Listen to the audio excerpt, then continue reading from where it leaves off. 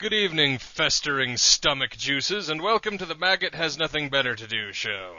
Tonight we're broadcasting from the See and Feel Erotic Wax Museum, which has just opened a new wing dedicated to the illustrious 50-year history of Intergalactic Porn Ocean magazine. The See and Feel Museum remains one of the only places where you can get an STD without the pleasure of having had intercourse. So if you haven't already, come on down and take a look. For as the Porniconians say, you're not a real man unless you've gotten syphilis from an inanimate object. Anyways, there's a whole slew of businesses represented here today, including McJolly's Ribs, which is giving away 400 slabs of ribs with their famous Can You Taste the Cow's Pain sauce. On a not coincidental note, guerrilla soldiers from the Animal Liberation Front are out trying to barricade the parking lot, which should give you all something to shoot at on the way in. There's also Porniconian doctors on hand to give you all the necessary antibiotics in case you slip on the I'm not going to read this anymore because the thought is threatening to destroy the speech center of my brain. Hey, check that out, Maggot. The ALF and the... Whoa! What does that acronym stand for? The Christian Rights Unified Services and Truths Institute for Vindicating the Undying Lord's Values Alliance. So let me get this straight. The committee they used to decide on their name never saw anything wrong with the fact that it spelled out crusty vulva. Apparently.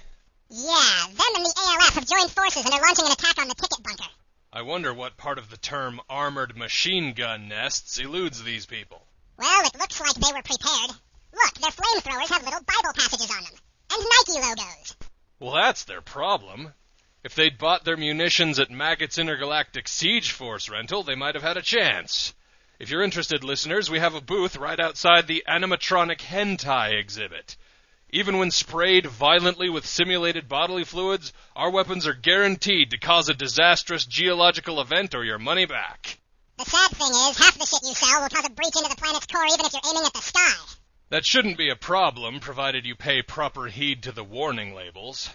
Maggot, the warning labels on your handgun say, warning, do not fucking fire this. Ever. Well, it's our way of getting the point across. There is no safe way to fire a Maggotonian weapon. Just because you guys won't approve a new technology unless it causes the space-time continuum's ass to bleed. You say that like it was a bad thing.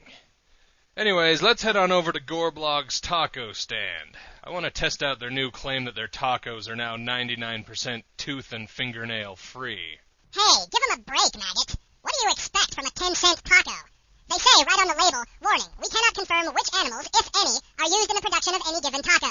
I mean, sure, it's not hard to build a machine that can safely process cows or whatever, but a machine that processes cows, chickens, pigs, lizards, deer, turtles, protesters, car tires, refurbished electronics, discarded industrial chemicals. The point is, they shouldn't make the claim if they can't meet it.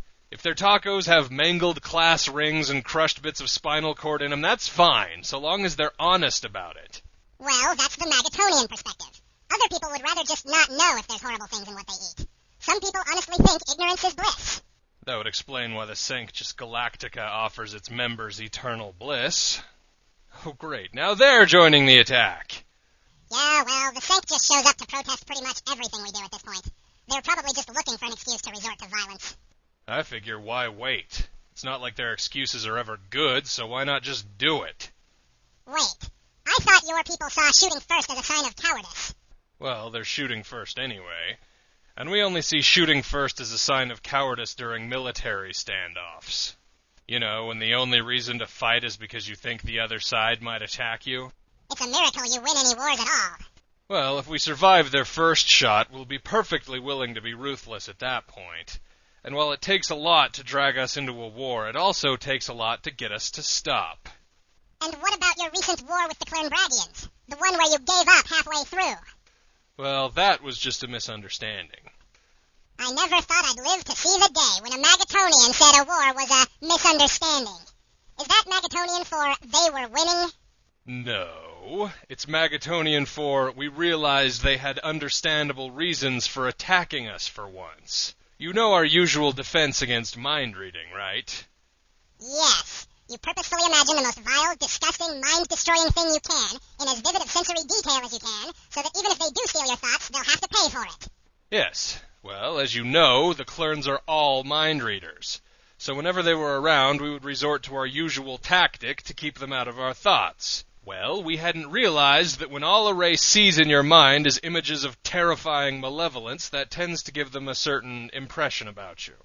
How is that different from any of the other morons who think they're doing the galaxy a service by throwing themselves at you? Mostly just that they had a slightly better reason to think it. Most people just base their beliefs on what they read on the internet. Gotcha. Well, folks, that's all the time we have for this week. Tune in next time or be snuggled by vampiric Care Bears.